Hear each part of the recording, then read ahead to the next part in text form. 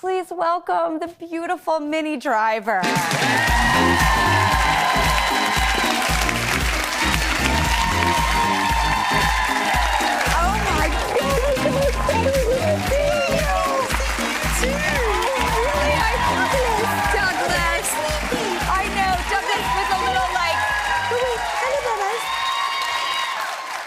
Douglas. Hello, Papas. Douglas has gotten to the point in his life where he can no longer hold his tongue in. Well, that's okay. I feel like I'm almost there too.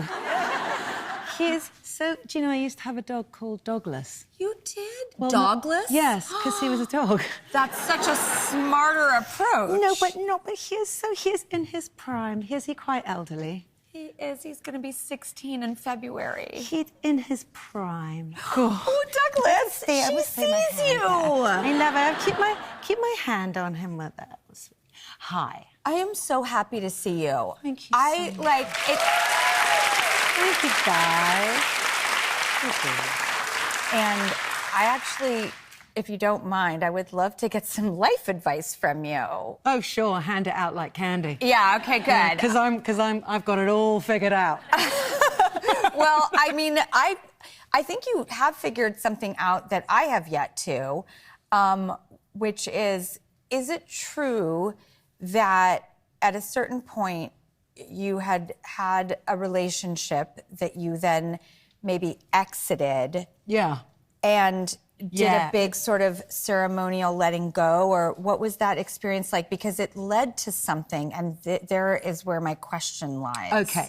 So it was a really bad breakup, the kind that, I don't know, I feel like most people experience one in their life. It just destroys you? Awful and painful and destroyed me. And the interesting thing, what came out of the ashes of that relationship was, not in an angry, bitter, resentful way, I don't need anybody else, but rather, if no one else ever showed up, it is completely and utterly fine, because I'm so sick of that being the litmus test for the happiness in my life, the idea of being with someone else.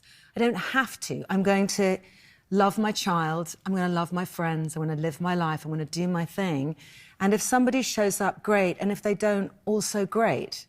And you know, someone showed up who was genuinely a rebound. And I made it very clear. I was like, you're excellent, you're very handsome, and you're very clever, and this is going absolutely nowhere.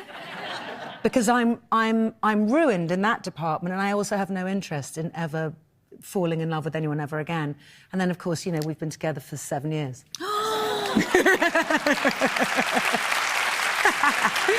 He's amazing. And his name is Addison, His name right? is Addison. He was like, great, sure. He was so understanding of the fact that he was going to be a rebound. What I have discerned and surmised from what you've said is, I think, the greatest life advice that one can make a decision about. And I do think that at 50, I've come to realize it's all choice.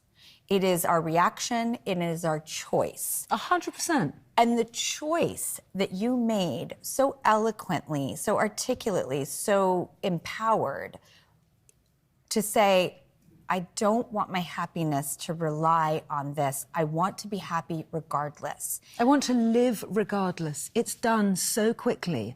This notion of waiting around for some external, either experience or person, to show up to make your life better or happier is nonsense. It's over in a flash. We have to just love every single second of it, whether you're with someone or not. You do. You have to. Can I ask, you have a son. I do. Henry, yes. 17? He is 17, he's just 17. Did you know that you wanted to be a mom? Was that like a plan for you? So here's the thing, I really was told that I couldn't have kids when I was very young. How come? Honestly, a bogus doctor, I think. And he just said it would be very hard for me to have children because of the shape of my uterus, and I just never got pregnant. And Henry was an accident, I suppose. And then when I had him, it has been the greatest thing I've ever done in my life. And he is the greatest person I've ever known, like truly, the greatest person I've ever known. And has never given me a moment's trouble. Largely, I think, because when he was a baby and it was just him and I in the house. And I think we both burst into tears at the same time, realising what a terrible predicament we found ourselves in, which was he was like, oh, my God, you're it. And I was like, oh, my God, you're it.